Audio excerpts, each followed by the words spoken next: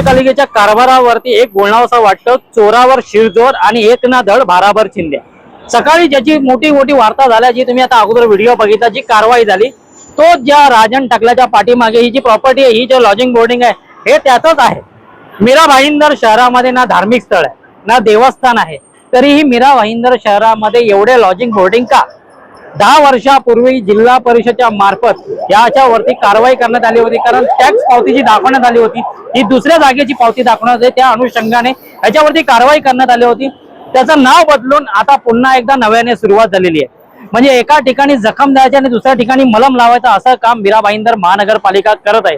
जर तुम्ही त्याच्या एका जागेवरती कारवाई केला तर या जागेवरती कारवाई का नाही केली? आणि दुसरी गोष्ट, लोकशाहीचा चौथा स्तंभ ज्या पत्रकारांना मानला जातो, त्या पत्रकारांनी जर ह्या अवैध धंद्याला वाचवण्यासाठी 2 पैसे खाऊन आपला इमान इतबार जर विकला असेल तर त्यांच्यावरती ही कारवाई झालीच पाहिजे.